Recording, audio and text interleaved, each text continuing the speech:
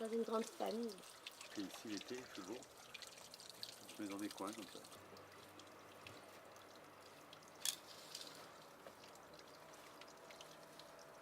Quand un arabe il fait le con, tous les arabes c'est des cons. Quand une femme fait une imbécilité, toutes les femmes sont des connes.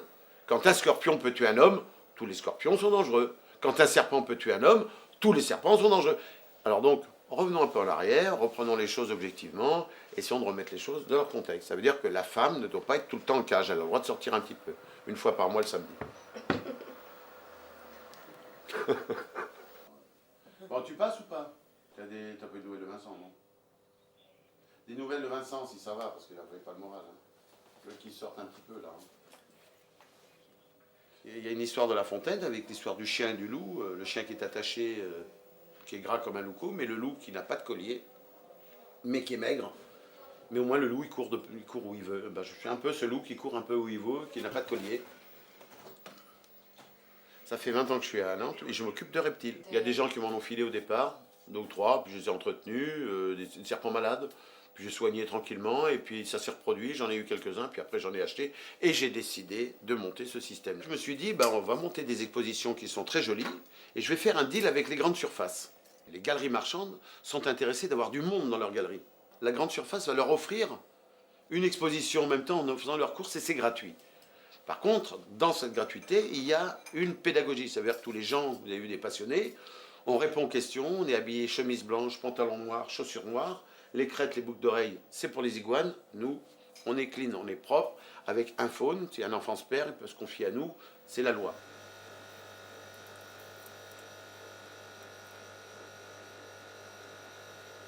C'est vrai que j'ai aimé un petit peu plus ces animaux cachés, ces animaux discrets, ces animaux qui ont besoin de respect comme les autres. Donc j'estime qu'on doit tous être pareils. Il n'y a pas de raison. Moi, si demain j'avais un enfant noir, je le traiterais exactement comme mon enfant blanc. Je ne vois pas pourquoi je ferais une différence. Donc on va le reprendre, on va le mettre à l'intérieur de sa boîte. Il y a une petite pièce d'eau, une petite cache. Voilà, il est chez lui. Les gens vont apprendre à connaître leur nature, peut-être qu'ils vont commencer à respecter, à accepter les différences, s'accepter eux-mêmes. Et peut-être qu'il y aura moins de guerre, moins de conneries sur la Terre. Ce mec-là, c'est une belle légende à Couëron, avec sa belle maison, sa clôture, avec des belles haies bien hautes. C'est qui ce mec-là? Qu'est-ce qu'il fait? De quoi il vit? Mais c'est quoi sa passion là? Avec des reptiles, des machins un peu bizarres. Tu joues au foot avec des potes, tu lances le ballon, bah personne va le chercher. Je l'ai pas rencontré. Ma mère l'a rencontré, mais il faudrait interviewer ma mère maintenant. Quand je suis rentré de Madagascar, j'avais quelques serpents. Et j'ai eu un problème avec l'administration qui est venue me saisir mes animaux et qui m'a fait un procès. Je me suis retrouvé devant des gens compétents, des avocats, des juges, devant des gens bien, qui ne connaissaient absolument pas les reptiles. Je me suis dit, mais c'est complètement fou.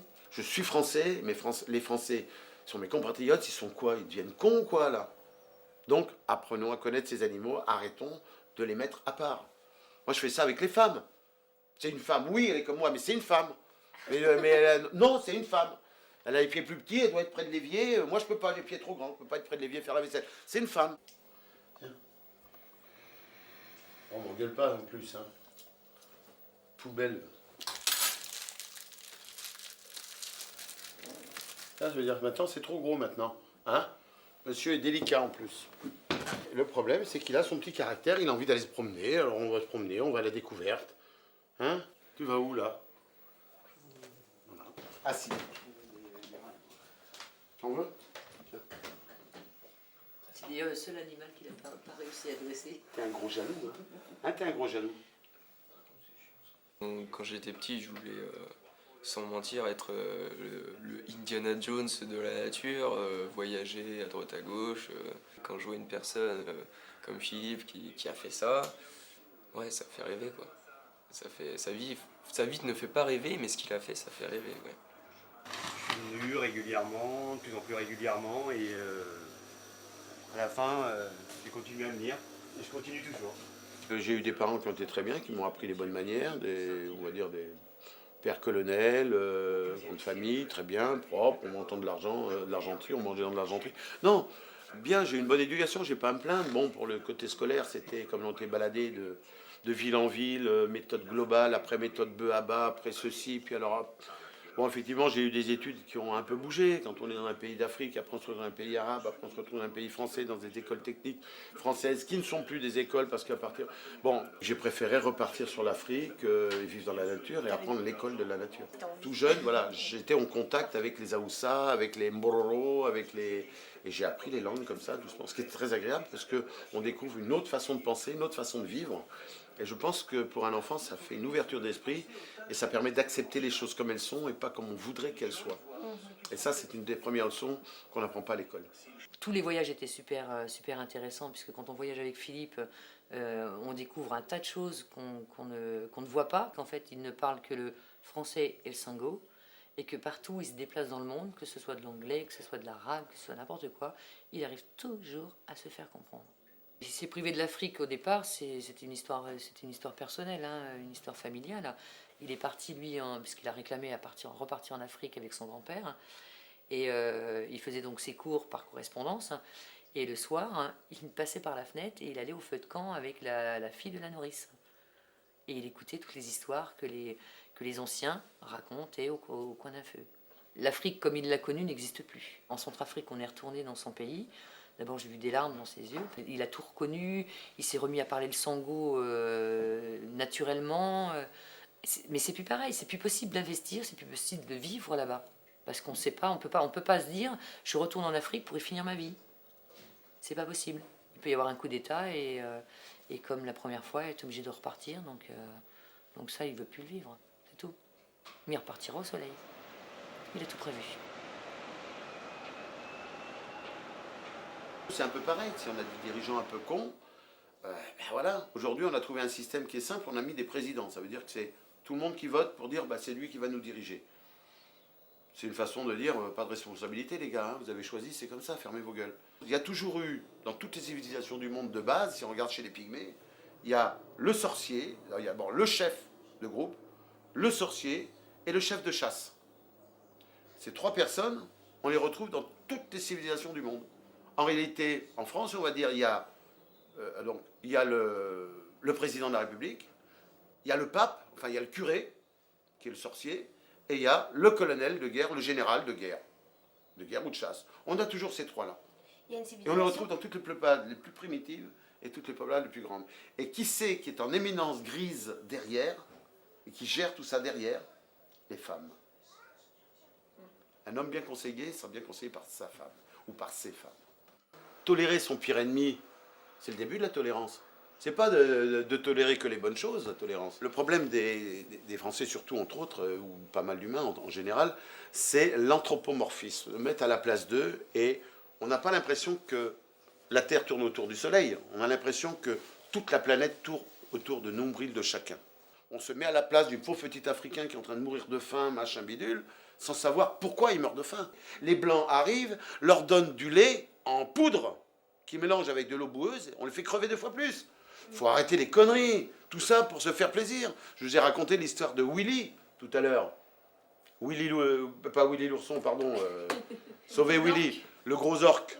Quand on a voulu le garder dans un bassin, il y a toute une association de centaines de gens qui se sont mobilisés en disant « Oui, il a travaillé tout le temps avec les humains, il faut lui rendre la liberté. » C'est génial, mon petit nombril. Maintenant, tu as bien travaillé, il faut te rendre ta liberté. C'est bien pour les humains, ça, lui rendre sa liberté. Faut pas oublier que si on rend la liberté à un humain, ça veut dire qu'on le fout à poil avec un couteau, en pleine brousse, et débrouille-toi, alors que tu as vécu dans une ville toute ta vie. Qu'est-ce qui va lui arriver, le pauvre humain? Ça, il a eu sa liberté, là. Il fait froid, hein? On dit au ralenti. Allez, on y va.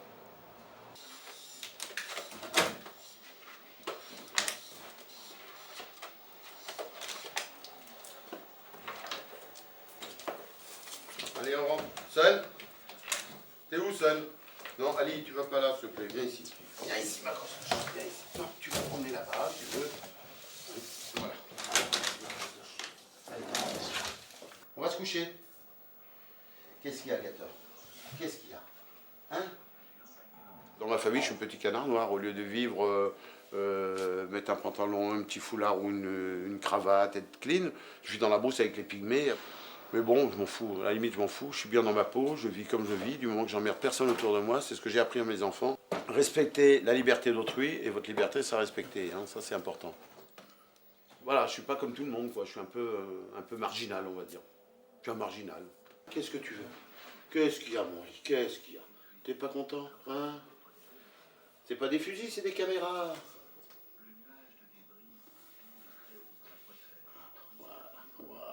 Voilà. Oh, c'est mes jambes, ça. Allez, tourne. Tu mets la marche arrière ou tu fais demi-tour? Voilà, demi-tour, très bien.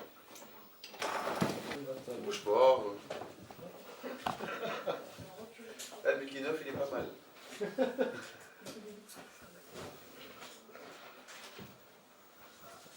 Regarde-moi, si je regarde ma vie, par exemple, j'ai 57, ça veut dire que dans 3 ans, je vais avoir 60 ans. Putain, je me dis, merde, je rentre dans les catégories vraiment très vieux.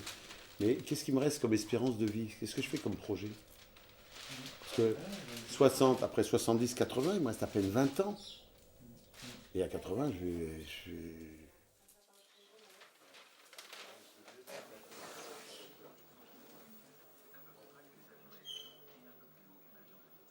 Mais je suis pas pessimiste, au contraire, la vie est belle.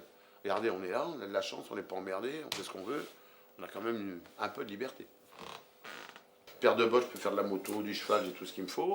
Elle est courte la vie. J'ai toujours un maillot de bain sur moi parce que c'est vrai que du jour au lendemain, je peux me retrouver dans une piscine, c'est pas la peine de me balader. Attention, Cousteau, c'est tout à fait quand on connaît ce qui se passe derrière les rideaux. Vas-y. D'accord. Cousteau était un gars qui aime l'argent. C'est un pilleur d'épaves. Donc il a mis au point des masques et des machins pour faire des films de poissons, le monde des sciences. Mais en réalité, c'est un pilleur d'épaves. Et l'argent, il ne le ramenait pas en France, il le ramenait à Monaco. Maintenant, tout le monde se rend compte, quelqu'un qui est proche de la nature se rend compte qu'il se passe quelque chose, c'est clair. Tu regardes la Lune aujourd'hui, la Lune, elle est comment? Avant, tu représentais la Lune comme ça, avec un petit bonhomme assis dessus en train de pêcher à la ligne. Dans tous les trucs, elle était comme ça. Aujourd'hui, la Lune, elle est comme en Afrique, elle est penchée. Donc si la Lune est comme ça, c'est qu'il y a un problème, il y a quelque chose qui se passe. Il y a une Manouria qui est en train de se faire une pipe par une Sulcata. Moi, ça ne m'étonne pas du tout. Donc, tu as vu le serpent, il attaque, tac, il mord, il relâche. Puis, à vrai dire, il y a longtemps que j'ai décidé de me foutre de ce que pensent les autres. Ça veut dire que ceux qui parlent dans mon dos, parlent à mon cul, il n'a pas d'oreille. On va être clair, on va être vulgaire, mais on va être clair. Je m'en fous complètement. Je vis ma vie, on m'aime pas, on m'aime pas. On me trouve sympa, on me trouve sympa, on me trouve pas sympa, on me trouve pas sympa. Mais comme je le dis souvent, ça ne me fera pas un deuxième trou au cul. Je pense, je me regarde dans une glace, je suis honnête, j'ai pas volé, j'ai pas fait le bandit, j'ai pas fait de mal, j'ai beaucoup d'amis sur toute la planète parce qu'on voyage beaucoup. Et j'ai plaisir 30 ans après de revoir des copains, comme ça arrive souvent. Voilà, je vis, mais je cherche pas à arranger les choses, je cherche à être je suis comme je suis, on me prend comme je suis, puis c'est tout. D'ailleurs, vous avez essayé de changer quelque chose. Vous m'avez pris comme j'étais. Je suis le passage sur la planète, je suis bien éclaté. J'ai fait des choses sympas, bon, des choses que j'étais obligé de faire aussi qui me plaisaient moins, mais ça va, tout va bien. Je suis un bon jouisseur de la vie, peut-être. Peut-être, je sais pas. Faut pas me demander ces trucs-là. Alors ça, c'est un problème pour moi.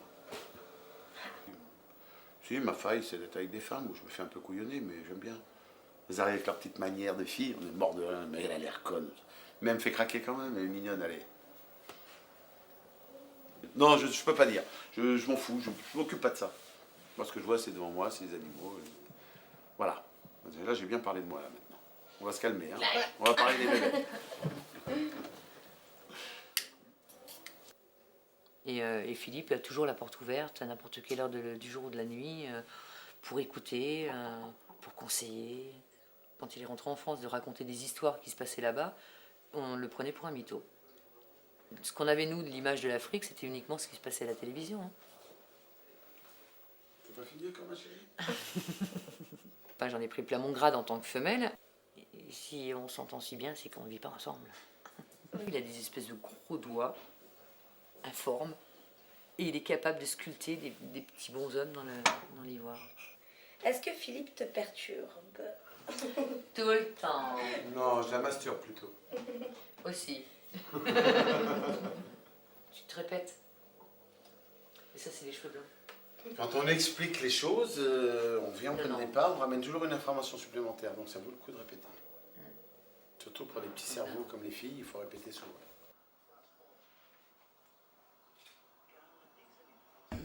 Et je vous souhaite d'arriver jusque-là et dans mon état. Parce que je grimpe aux arbres, je continue, le matin je suis sur la béquille, tout va bien. Pour le moment, tout va bien. Comme si j'avais 20 ans, ça, avec un peu plus d'expérience, ce qui est beaucoup plus agréable. Maintenant, dans 20 ans, il y a des chances que... Si j'arrive à parler, vous pourrez venir me voir pour je vous raconterai des histoires de l'hospice. Non, mais je pense que j'aurai 80, les infirmières. J'ai ma canne là qui est à côté, qui est prévue. Tu l'as vu ma canne? Voilà, ce sera mon seul plaisir, c'est de voir une main sur... Peut-être, hein, je sais rien. Non, mais je serai mort avant, tant tu rigoles. La vie de congé. Puis j'ai pas envie de finir avec des tuyaux dans le cul alors que je mourrai, je souhaite mourir avant. Non, mais les tuyaux, ils les mettent pas dans le derrière. Hein. Ils les mettent pas dans le derrière? Non, non, non, non. T'es sûr? Oui, oui. Bon, je suis pas trop avec eux, tu sais. Non, non, je suis pas pour se faire disparaître, à moins de vraiment... Mais on peut pas savoir. Je préfère être chez les nègres, c'est... je suis un peu nègre, mais au moins de vivre tranquillement. Et il y a une sagesse africaine qui fait que quand les vieux sont vieux, ont décidé d'être vieux, même s'ils ont été ministres ou présidents, ils retournent dans leur village natal. Et là, ils se mettent devant leur case, tranquilles, 3 petits bouts de feu, ils font leur petite bouffe et ils attendent la mort très gentiment, très sagement. Alors que nous avons peur de la mort. La mort, c'est le meilleur moment de la vie, la mort. C'est pour ça qu'on le garde pour le dernier. Il faut le savoir, ça, quand même. Et surtout, les enfants, quand vous vous promenez, mettez des chaussures le printemps. Les petites vipères mâles vont courir pour voir leurs copines.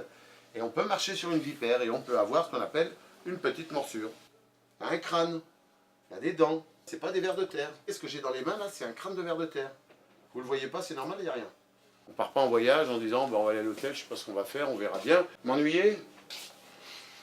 Oui, on fait de la plongée, ou alors on va essayer de trouver des cônes géographes, ce sont des cônes, des coquillages qui sont venimeux. Et on a toujours 1000 choses à faire. Faire des photos, prendre des températures. Celui qui n'a rien à faire, c'est qu'il n'est pas vraiment passionné, ou alors, je sais pas, il est passionné par le silence, le calme, la tranquillité. Ma passion, ça a été de faire des petites sculptures à l'époque, où on récupérait l'ivoire chez les braconniers, des petites miniatures, des petites choses comme ça, oui, mais il y a beaucoup de choses comme ça, mais...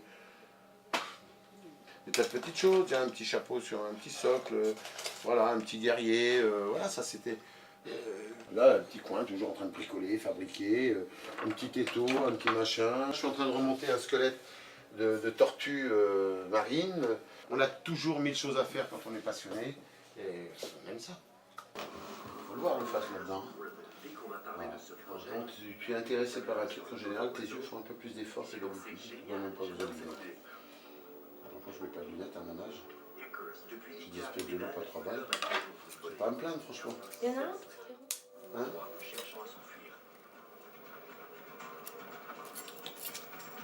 Tu vois, il y a toujours quelque chose à faire avec les animaux. Tout le temps, tout le temps, tout le temps.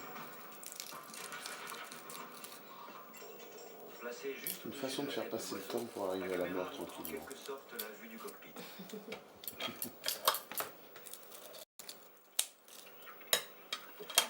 De vol, Rob McIntyre modifie ensuite le harnais. Cette fois, l'objectif sera pointé vers l'arrière. Il nous faut un dispositif petit et poids-plume, mais qui nous permette tout de même de régler l'angle de la caméra, son inclinaison, pour qu'on puisse avoir différents points de vue du dos d'animal. Et là, ça devrait marcher.